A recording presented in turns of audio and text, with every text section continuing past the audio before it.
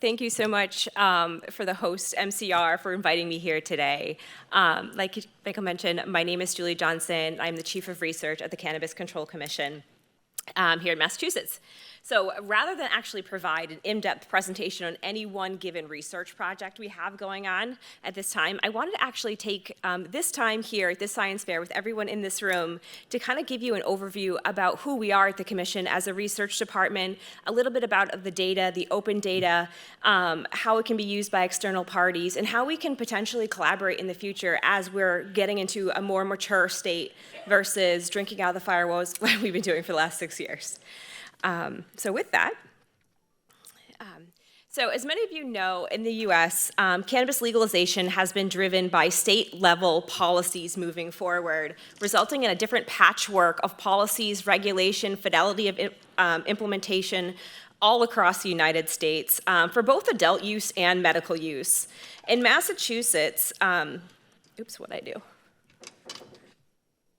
Sorry. In Massachusetts, the law legalizing adult use marijuana created the Cannabis Control Commission and charged it with regulating both adult use and medical use.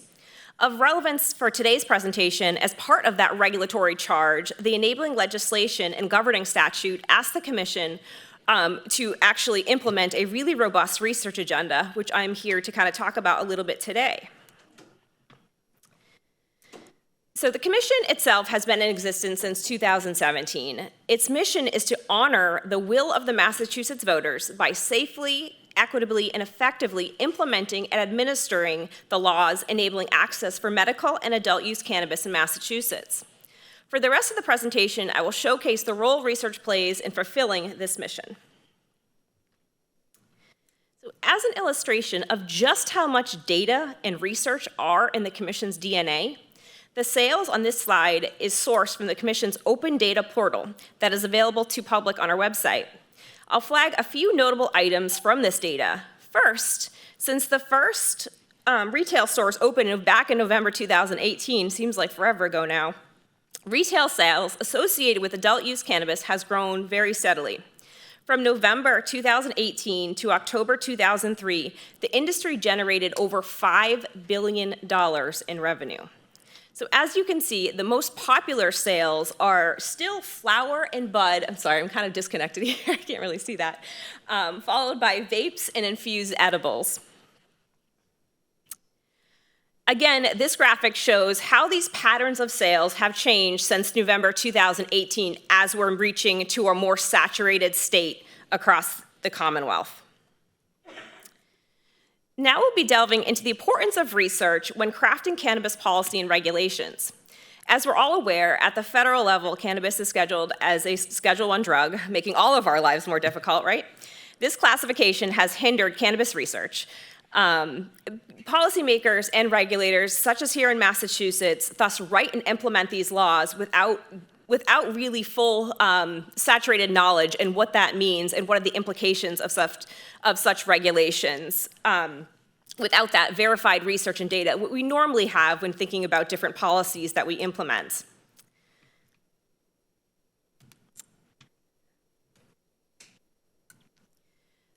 So in the absence of reliable data, we are struggling with some of the questions. Sorry, I'm having some computer trouble here. Some of the questions that we would reliably and feel very confident in as regulators, right? So how are we, regulators and policymakers, even researchers, affected by this? So for an example, you may recall in the summer of 2019, there was a sharp increase in emergency department visits related to e-cigarette or vaping use associated lung injury, also known as a valley. In the absence of this reliable data that we just touched upon, the Commission was placed in a position of making a policy decision about these products and what to do, how much to pull, where to start. Anticipating the need for a more robust body of cannabis-related research, when establishing the Commission, the Massachusetts legislature outlined an extensive research mandate, which resulted in a dedicated research department at the Commission. The research department provides a data-driven perspective about how to craft regulations or policies to address these issues, or provide feedback to the commissioners when something like the Valley crisis is coming up, and realizing that our state surveillance system are actually inadequate to assess whether it's tobacco vaping or cannabis vaping. So as I'm sure you'll all agree, research ultimately makes better policy and evidence-based informed policy. More specifically, research adds the developing understanding of the varying impacts and effectiveness of cannabis policy on public health, public safety, social equity, economics, healthcare, just to name a few.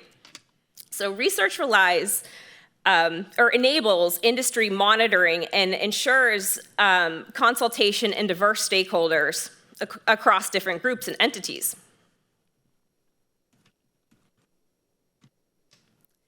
So now that I've talked a little bit about the commission overall and the value of the research department, which I'll go into a little bit as well at the very end, what I'm sure what interests you and what I get asked a lot is, what is the commission's research agenda and who actually sets it, right? Does anyone in this room know? Come on, Dr. McNabb knows.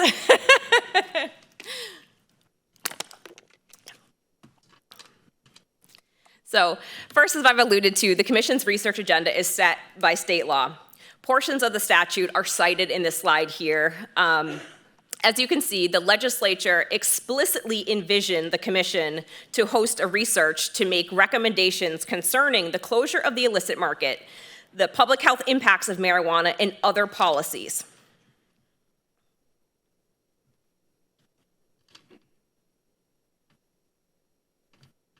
Sorry, I'm having I'm having technical issues here, but I found it.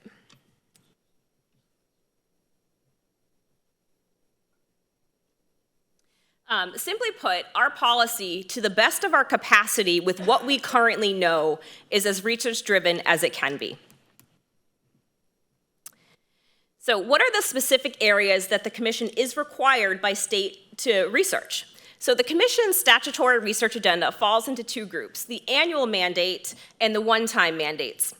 First, on an annual basis, there are 7 areas that the commission is required to research and report on. These 7 areas are noted in this slide here. As you can see, the items are comprehensive and cover multiple areas of study, including patterns of use, market analysis, school disciplinary actions, arrests and incarceration. So it really is a robust, varying disciplinary research agenda that we have to tackle every year. Second, there are 2 one-time research agenda items, and I'm excited to report that these are now done and behind us, but not to say that we will not revisit them in the future. These metrics resulted in 2 different reports, one assessing THC potency and the second assessing the feasibility of alternative tax schemes for cannabis. Both reports, and actually all of our reports, are available on the agency's website. In addition to what's mandated in state policy, the commission has given itself also an additional ambitious research agenda. These items are outlined in the slide here. The research area focuses on 3 primary areas. Well, that might change. One being social equity, 2, research cannabis metrics. What can we even look at to discern the questions that we have? And usually there's always issues with data, the validity and reliability of data. So we started digging into what does that mean and what is there for metrics that we can use to evaluate these questions. And lastly, public education, starting with the public awareness campaign in the Responsible Vendor Training Program. So these self-initiated research agenda items are based on regulatory needs and interests identified by the commissioners and agency staff.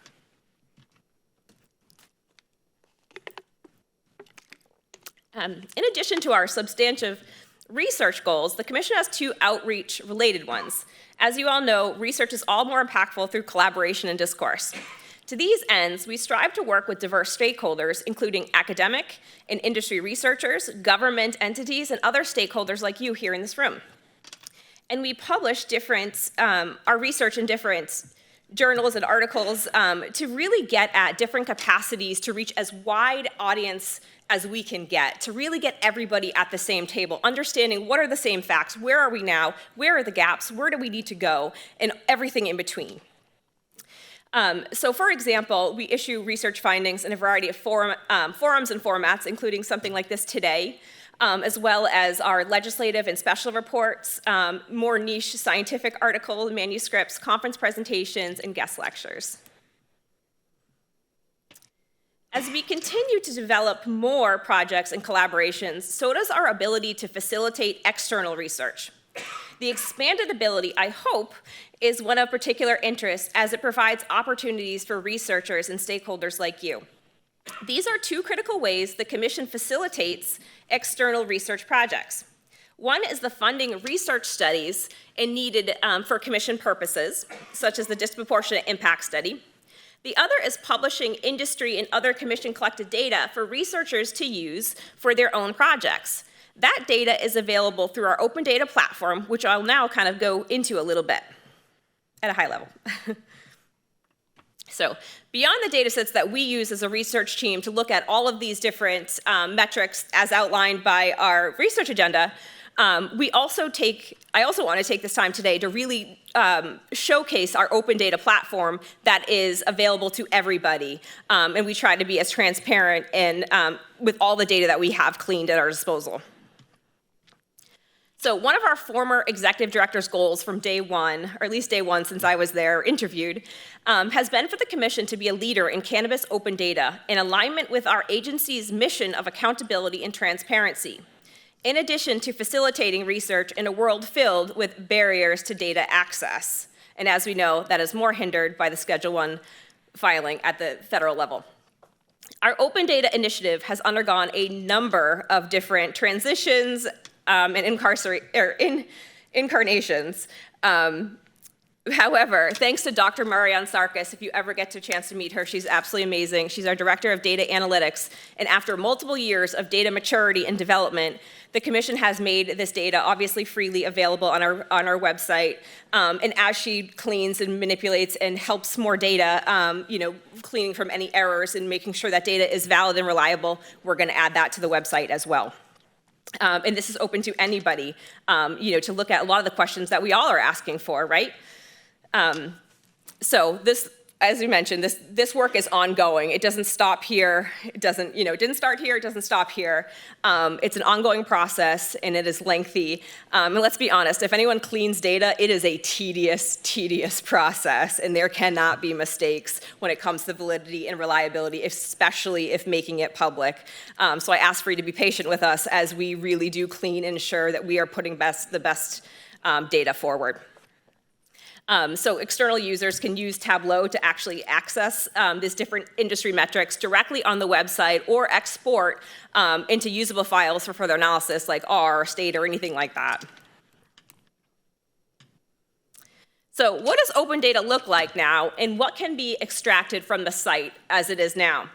The three main categories of data are agent registration and ownership, applications and licensing, and sales and product distribution. I've included some of the prepackaged data here, although it's really small, and I do apologize for that. We'll go into a little bit more in the further slides. The first graphic shows the racial ethnic makeup of the cannabis industry workforce, as you can see.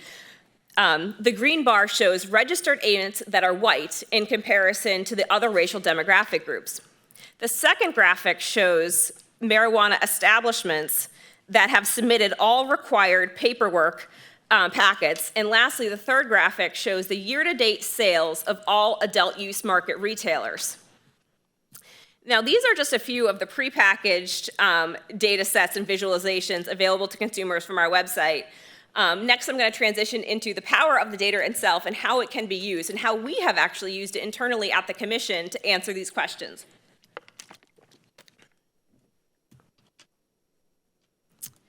So the data on this slide represents the race ethnicity makeup of the marijuana establishment agents employed by varying entities under the regulation of the Commission. All values are self-reported by the agents themselves. The green bar shows registered agents that are white in comparison to other racial demographic groups. Here you'll see the various license types presented on the y-axis. In Massachusetts by 3 different application statuses: final licenses in green, provisional licenses in blue, and those up for provisional consideration in brown. A great deal of information can be found from our sales to product distribution visualizations in the Open Data Platform, as can be seen from the 4 figures shown on this slide from top to bottom. Again, I realize this is really small, and if anybody wants these slides afterward, I'm so happy to hand them back out. The first visualization showcases sales in the adult use marijuana market from January 2023. As of October 22nd, 1.27 billion in sales have been done in fiscal year 23, with the highest grossing month being August with just under $140 million. The middle graphic showcases the sales for the recent weeks by day on the left and product types on the right. From this, we can derive various information, including that of the 30 million in sales completed, the highest sales taking place on Friday at 5.6 million and Saturday at 5 million, and sales were heavily dominated by buds. Finally, to the bottom, we can see all gross sales in the adult use market since the inception here in Massachusetts. As of October 22nd, when all this data was pulled, the adult use market in Massachusetts has done $5.26 billion in sales. Here you'll see the average cost of a gram of cannabis flower in Massachusetts adult use market in the open data. Now, if you're wondering why we use bud or to kind of track the sales and how the price has changed, it's because obviously bud is the most well used in all different markets, including the regulated and unregulated. So as you can see, the price per gram has fallen considerably in the past 3 years, from a high of $14.7 in January of 2020 to 5.9 as the most recent data in September 2023. The Commission also allows the user to download and utilize 14 different up-to-date data sets full of vital information about the cannabis industry and shared in the open data actual catalog, the product catalog. Data are useful for monitoring and assessing industry trends and for answering really important questions from a research or regulatory perspective. This allows the public, such as media and research alike, to engage with the answers, to ask the answers and those questions on your own, and be able to look at that data. So my goal in being here today, which again, I'm so grateful to be here and speaking to this audience, and this is an audience I really don't get to speak to enough. So my goal as being here is to demonstrate how these data sets can be used by anyone, and figure out how best to impact, to move forward in this science as we all kind of grapple with the same questions. So an example for demonstration 1 is agent registration and ownership by race and ethnicity. 2 of the more simple yet highly informative data sets we create are the race and gender demographic makeup of all ME or marijuana establishment and marijuana treatment center agents. Also employees or agents referring to any employees in the cannabis industry here in Massachusetts. As you can see from the pie charts, included, our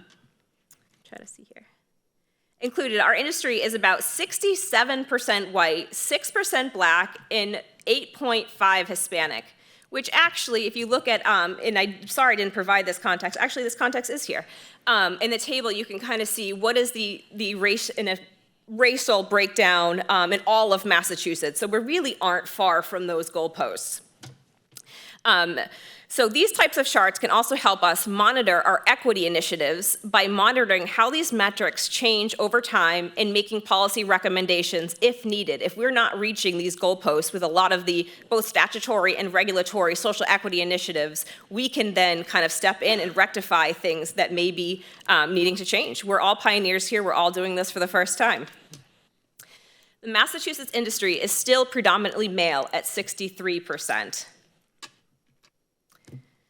The charts in this slide demonstrate the importance of using data to build and continue to monitor responsive programs by the Commission.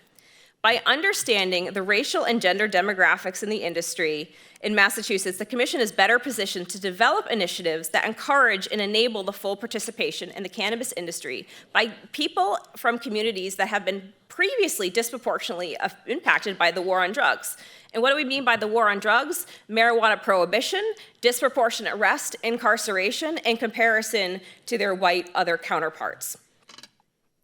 These efforts include the development of policies and procedures in addition to the social equity program and the certified economic empowerment applicant status. This platform also includes additional data sets which can be procured through a data use agreement with the Commission that would go right through my department. This data allows researchers to answer more nuanced questions, such as assessing equity beyond just demographics, to further assess what demographic groups make up senior-level positions in ownership, such as the tables show here. This paper actually was published in Cannabis a few years ago, looking at the first 18 months of agent demographics in Massachusetts, led by Samantha Doonan, who is a former research analyst at the Commission. First published paper on cannabis industry in Scientific Journal, which was pretty cool.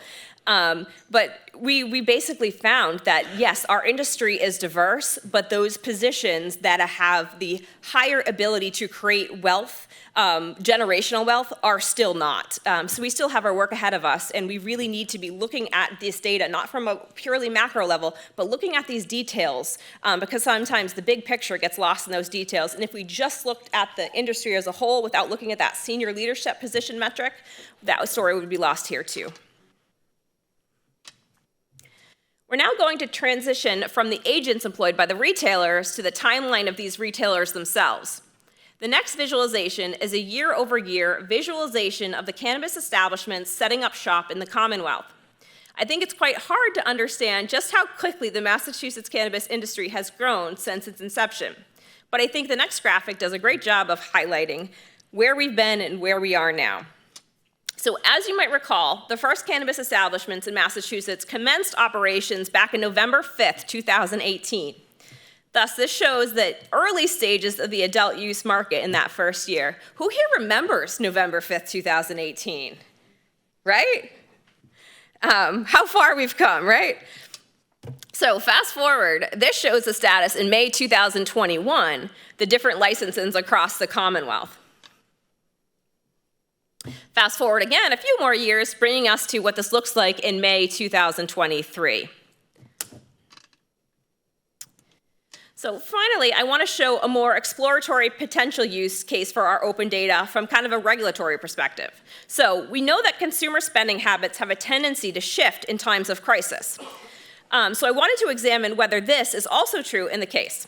In particular, we wanted to see what insights of consumer purchasing behaviors we could draw from the sales data during COVID. So before we even get into the numbers, I wanted to just provide a brief context overview of the major COVID-related events that Massachusetts experienced way back when. It feels like years ago now. On March 10th of 2020, then Governor Baker declared a state of emergency in Massachusetts. And 2 weeks later, on March 23rd, adult use cannabis retailers were forced to close their door and abide by the stay-at-home orders. During this time, the medical programs were still eligible and working, and actually we saw a big increase in our medical program during this time. During this time, though, businesses reopened their doors 2 months later on May 25th. So the figure to the right makes it quite clear that market patterns changed after the shutdown, but the difference between pre- and post-shutdown consumer purchasing remains unclear. One possible way to examine these changes is by observing the total number of dollars spent on each product, as well as the share of total market taken up by different categories of products and how that's changed. Using our own open data, we hope to examine where these notable differences lie. This slide shows the sales by product category, which is a little different, but similar to earlier slides, accounting for COVID in the adult use market. So, to come full circle, And because I realized this morning that when I was practicing these out loud for the first time, that I was under time. So I wanted to give you a few more minutes to give you a brief overview of the Commission research team, where we have been and where we are headed, and where we can hopefully collaborate in the future. So, although I am up here speaking today, none of this work would get done without the steadfast collaboration and dedication of our research team, both past and present, and the Commission overall. I wanted to first introduce and acknowledge, to celebrate these individuals that have helped earn the Commission's external reputation as leaders in applied cannabis policy, which includes our many external collaborators, colleagues, and experts who we are indefinitely grateful for. Since 2018 and the creation of the first ever research department within a cannabis regulatory agency across the US, we have really put our heads down and got to work. I feel lucky to be here today to actually be discussing this work without my head down to external audiences and say, hey, we're here, we've done this work, now we want you to help us moving forward. And we want you to be doing this work too, alongside us. It's always better with more minds. So the research department serves in both external and internal capacities within and beyond the Commission. From an external perspective and in the fulfillment of our research mandate and more, the Commission has published and or co-authored 12 comprehensive research reports, which include both those legislative as mandated by statute and special issue as mandated by commissioners or even the research team. 20 different scientific peer review manuscripts, one textbook chapter, one subcommittee white paper, as well as presented 20 papers at scientific conferences and given another 17 guest lectures and panels. From an internal perspective, the department continues to be an objective body within a political entity, which I should have known how hard that task was. But we are able to provide nuance as objective data that we have at our disposal to commissioners and others when questions of concern arise. So that's been great. So we do literature searches and reviews of topics of interest.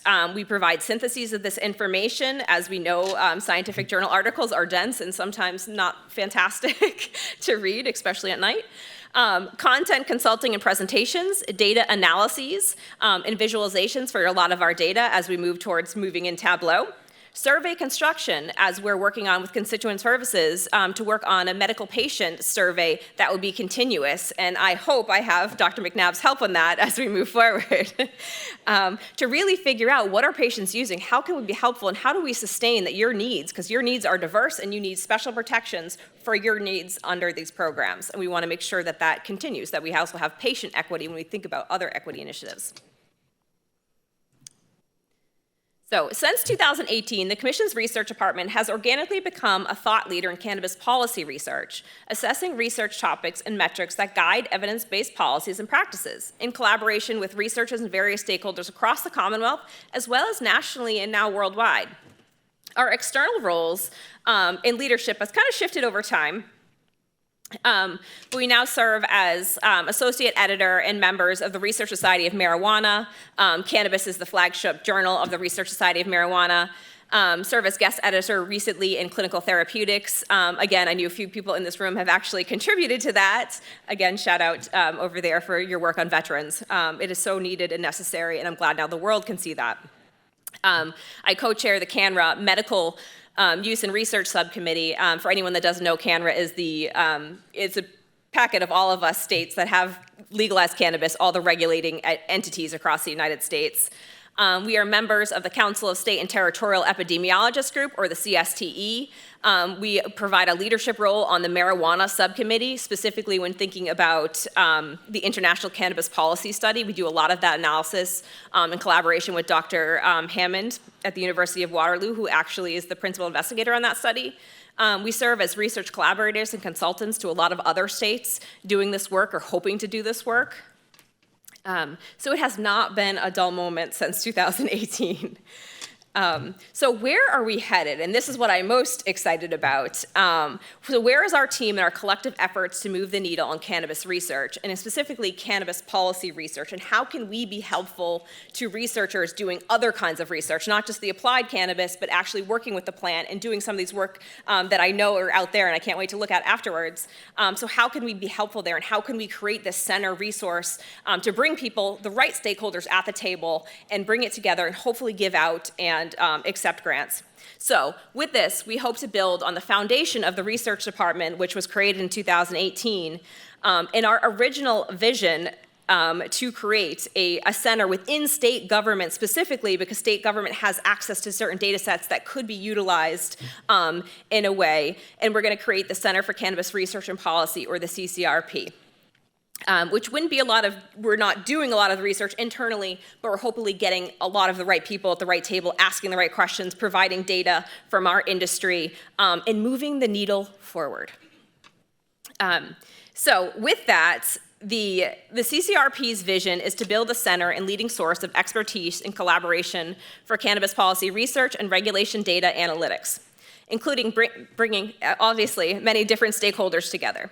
The CCRP would serve as a resource for research and data on cannabis policy and regulation for many audiences, including, obviously, the Cannabis Control Commission, the public, policymakers, regulators, researchers within and outside of Massachusetts.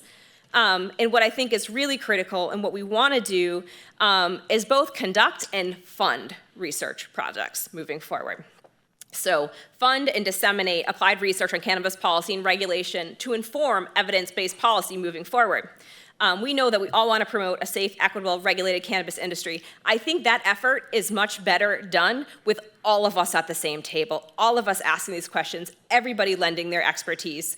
I'm often asked questions, and people presume because you have a PhD behind you that you know what you're talking about for certain things. I'm like, no, my expertise is in this niche area. I can gather that information for you, but I am not the expert. It's my position now to go get the expertise and bring it back to you. I realize that I am limited by my own capacity, and everyone that we know, everybody brings diverse expertise, and we need to really harness that expertise and move it forward. So the idea about that is the commission leads the industry data. We really do. We are leading in all of the different states in our seed-to-sale tracking the amount of data that we collect, and hopefully the cleanliness of that data that we collect before it goes public. But we collect all of this data, and we do that for a reason, for a purpose. So we have a safe, regulated, equitable marketplace. And so if there are issues, we can really key down and figure out what those issues are and rectify those issues when they happen. It's not an easy process, and it's something that we constantly have to think about and do and make sure that we're doing things correctly. So these provisions in this data that we're all kind of grappling with are integral to understanding the new and under-researched effects of cannabis policy to ensure a safe, equitable marketplace. So that brings me to the end of today's presentation. I wanted to acknowledge my co-stars and rockstar research analytic team, Alexander Colby and Graylin Humiston. We really are a small team. So when I say that we would love your expertise, we would love the collaboration, we would really love that collaboration. We are small. As well as our IT data analytics and team led by Dr. Marianne Sarkis, who is absolutely wonderful, but also underwater with all the stuff that we have to do. But who works nonstop. I really do credit her for just her tenacity and ensuring the cleanliness, such validity of that open data. So thank you again. I look forward to meeting many of you this afternoon. I would say please come to our poster session assessing the sustainability of medical programs across US states, but I got lost this morning in Cambridge, and so that is stuck in my car, probably about 3 miles away. But I do have handouts, which I'm happy to go put out there. I have about 30 so handouts, so you will get to see it, and I really hope you do. I look forward to talking to you, so thank you.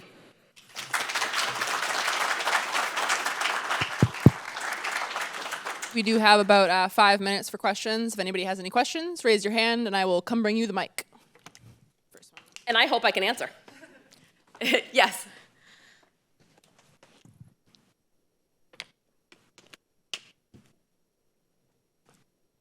Good afternoon. So my first question is related to tissue culture. Is the commission working on policies that might be a little bit more favorable to allow us to expand into this market, or is it going to continue to push us away? That is a fantastic question, and one that I unfortunately do not have the capacity to state as a commission. This, I believe, would come down to, and we are really trying to allow researchers to conduct the research. We do have a research facility license. We do have the research permits. It really comes down to federal scheduling in some of our capacities. And so, unfortunately, I don't have an answer for that. But if there's any way that you think we can be helpful, please let us know. The second question relates to the data sets that you provide. Is there any intention by the commission to expand that data set to include strain-specific sales so that as market research, clients can go in and find out what they probably should be growing? Mm-hmm. Yeah, I mean, another fantastic question. What I hope that we are moving towards is expanding out the open data so it has questions related to more nuanced data. I think it's really important to provide the context of we are the only state that are really doing this at this level, and we want to make sure that before that any data goes out that it is cleaned. And so I think any of the delays that we have as far as getting stuff out really are a part of that process and wanting to do it right. And the last question would be, do you think there's any end in sight to unlimited licensing, or are we just going to continue to build factories and close them? That's another fantastic question, and that's a question that I am grappling with to understand what is the saturation point. I know that commissioners are asking me related questions, so I know it's on there. On their minds as well, although I can't give you a concrete answer. I know that those questions are being asked around the commission. I know those answers, whatever we do moving forward, we're going to make sure that it is the best for the Commonwealth as a whole. I believe there was another question over here. Jeff. Thanks, Julie. I'm Jeff Rawson. I founded the Institute of Cannabis Science. I've talked to you a few times before. Hi, Dr. Hansen.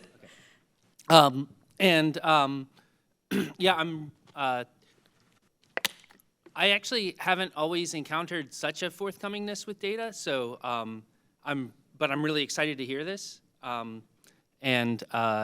would love to follow up with you afterwards to talk about collaboration because, I've actually not always felt that the commission was so open to all scientific advice.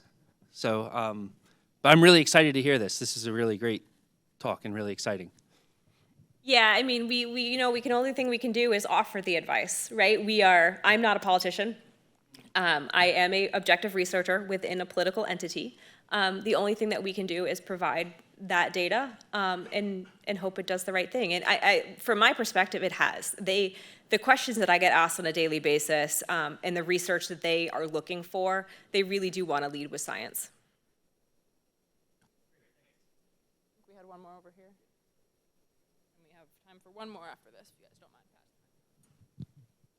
mind. David Sandelman, and I just want to congratulate the state for doing such amazing work. It's a huge undertaking.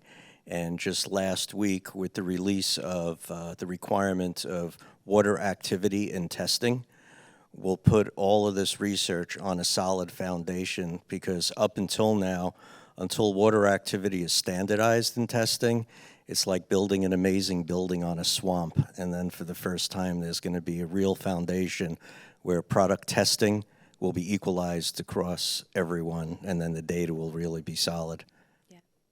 And that's our hope too, as this is a new industry and we are regulating and we are at the front lines and no one is, there are other states that have done it before, but all of our states we're all grappling with the same things. And so things are going to come up, and the best thing that we can do is identify it immediately and rectifying it to the best of our ability and with evidence with what to do. So I really am thankful. I know everyone is thankful, for the input, the testimony, the research articles and things like that, that we provide the commission, because they do want your answers. They do want to know what's best.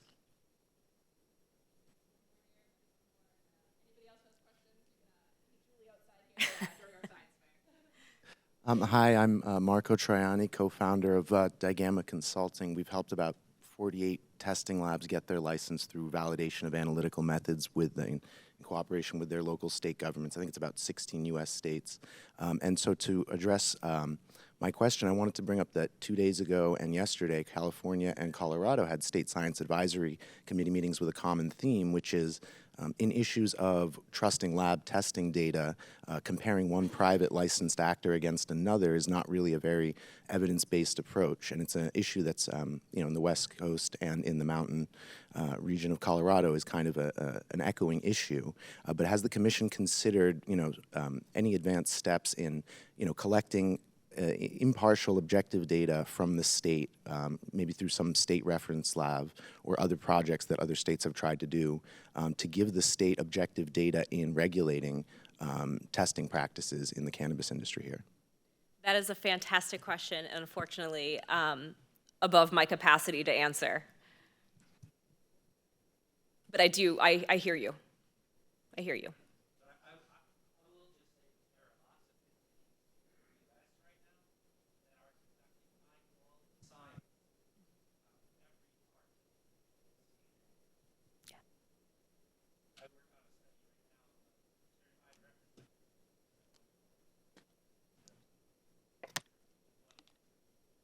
No, I agree, and the science really needs to move forward in all different kind of areas.